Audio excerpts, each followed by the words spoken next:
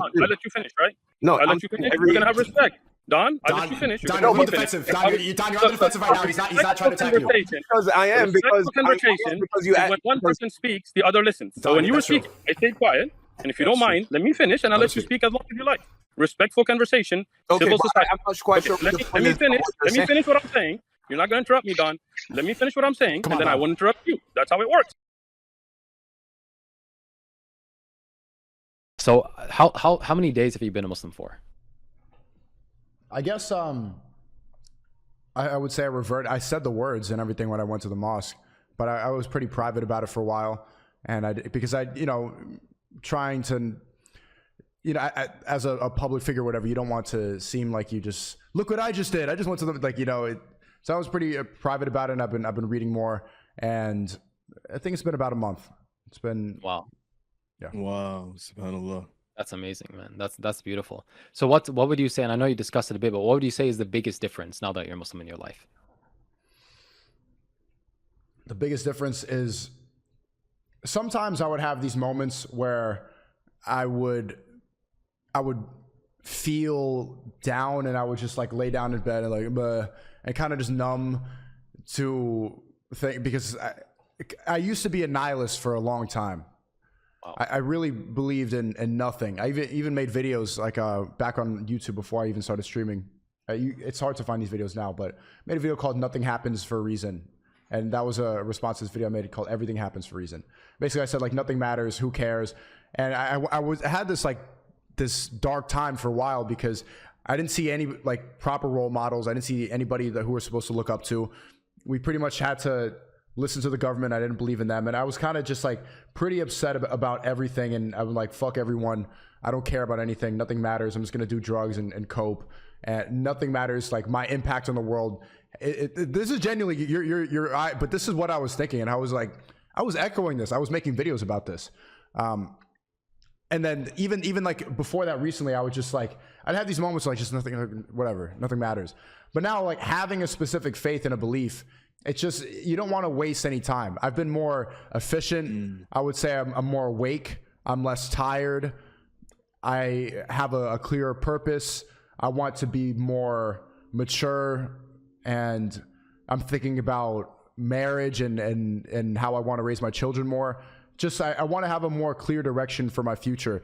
If anybody watching has this phase where they think that nothing matters and they're kind of nihilistic and they don't care about anything, I think a good first step is to looking into Islam, because that will give you a clear direction for exactly what you're supposed to do.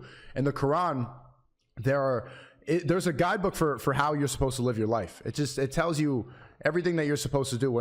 Especially if you look at the life of Muhammad, if you're a man, you could see the blueprint for how you should live your life, in terms of business, in terms of leadership, how you conduct yourself, how to speak to people. That guy really lived he was a G, in every aspect. So I think that the answers, a lot of people gravitate towards self-help books, but they're all saying the same thing that the other self-help books are saying. What is it? The subtle art of not giving a fuck. Yeah, you need to not care what people think. That's a very surface level part of getting over that stuff. It's just you need to be confident. Okay, 48 laws of power. These self-help books are really, really surface level stuff that it helps you navigate social situations. And basically, as I'm saying, it is very similar to the red pill in a way, where it's just a small solution to a bigger problem. I recommend looking into the Quran. See, bro, Sneeko, all these self-help books and man-made ideologies, they make you seem like you're the center of the universe. When you accept Islam, you understand you're nothing, bro. You're literally nothing. And Allah is the center of everything. And it's because of Allah that we have everything that we have. Do you get what I mean? Exactly. You start seeing yourself as the main character, and you're trying to play games with people and being manipulative. It's not a good way to live. Understanding in Islam that we're all equal, and nobody is better than us. We are all just people, and God is the real creator. That, in a sense, the way you say it, it's just we're nothing. It kind of it makes me happy in a way where you can let go of your ego, that you don't need to compete with other people. You want to live the happiest life, and you want to be able to serve God because he created everything that we have.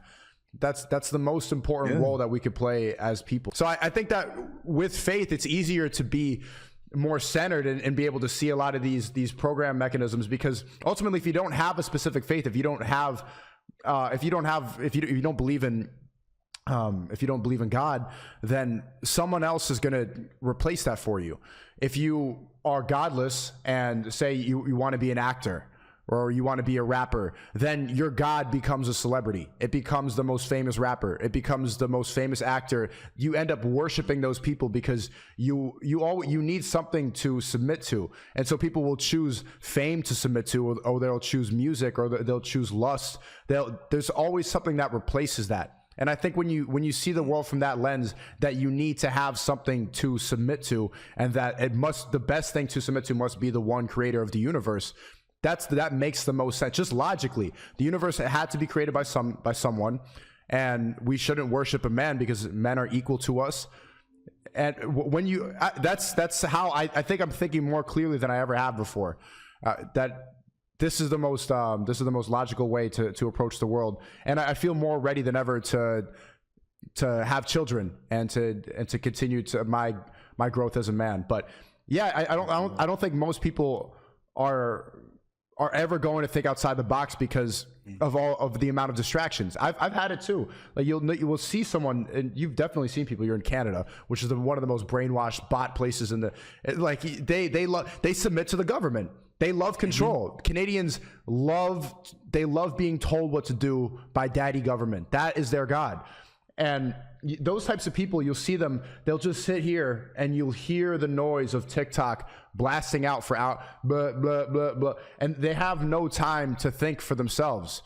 So by the time that they turn off the app and 2 hours have gone by, their brain is emptier. They're kind of foggy. They're looking around, and then what's next? Vape, twerk, send a bunch of Snapchat. It's just more garbage. And I think the best way to tell people who don't realize what's happening is just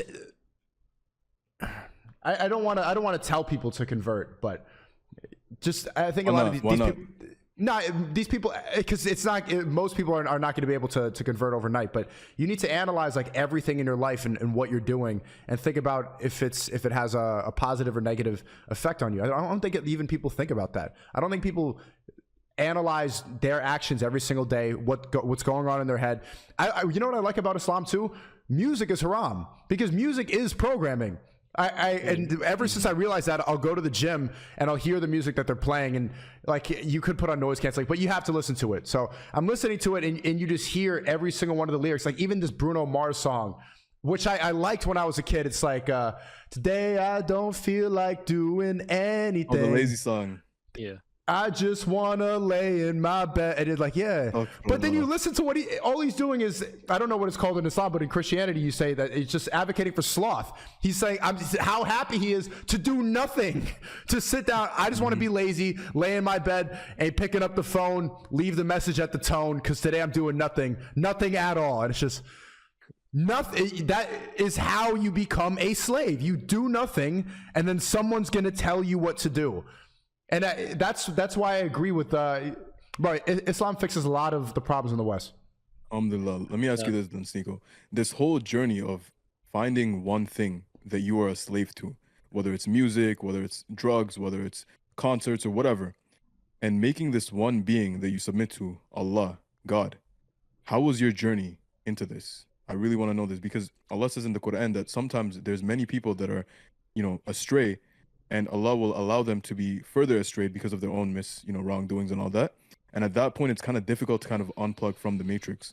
So what helped you, and how was your journey to find that one being to submit to be Allah? You guys saw it. So I actually want to thank you guys. Rami and Fayed, you're in here, and he's in France, the third one. I forgot his name. Angel. Sorry about that. But I would say, like, conversations like this, I want to say it's been a year since I started live streaming. I started daily live streaming 1 year ago, yesterday.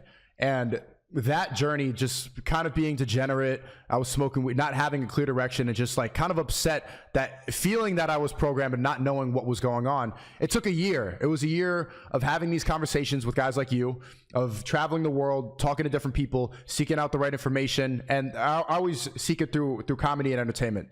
And it took a year to get to that point.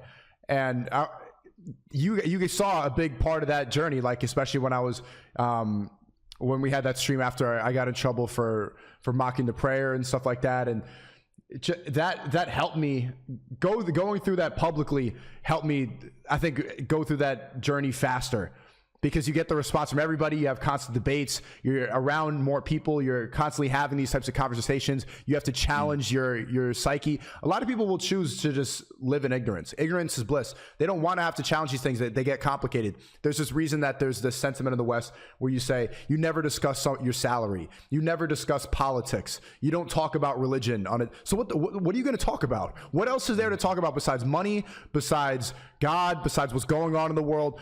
Anything else is a waste of energy, is a waste of your voice. But they tell us that because they want you to have mindless conversations where you're just talking about celebrities, you're talking about sports, you know, who won this, you're talking about other people's achievements, and then you have nothing. So I think within this year, it took 365 days. And even from the beginning, I resonated a lot with it, because I was extremely, extremely tired. I was living in New York City at the time, of how you see the people brought to pride parades, and like 1 in 3 people right now in New York City, I don't know if there's anybody in the chat, you walk around Manhattan, 1 in 3 people, you have no idea what gender they are. You don't know what they are. They're walking around with dyed hair, kind of lumpy, frumpy body. They have all jewelry, and they're just like, this is, yeah. What are you? What are you? It's like 1 in 3 people now. And I'm living in this, and like, this is not right. And I will go to a coffee shop, and then they have a giant poster, and they say, we don't use pronouns. And I'm just like trying to order, and I'm just like, what does this have to do with I just want a coffee. And then you get the coffee, and it's terrible, and it's like mocha, and it has all this weird GM. It's like, what am I drinking? Is this going to make me a gender pronoun person? I don't want to be. So getting upset about that at first, but also I want to recommend, because I have a lot of angry people who watch my stream. If you ever see my chat has a reputation of being angry, upset. I would say that there are some incels who watch it. I don't say that as a derogatory term, but it's true. People are upset with what they have been programmed to believe, but you can't be in that red pill rage phase forever. You need to actively try to get out of that. I think you guys saw me at that. Every day I was just screaming at the camera, like, what's going on? Like, why did I believe in all this stuff? Why did I quarantine? But the point is to get out of that and to find a real solution. And I think the right solution for me, and if anybody resonates with me, I think it's submission to the one true creator. قال يا عشيرتي جميعكم حتى ابنتي لا أغني عنكم فاعبدوا إلهكم ووحدوا. إذا أعجبك الفيديو لا تنسى الإعجاب والتعليق، ولكي يصلك كل جديد اشترك الآن.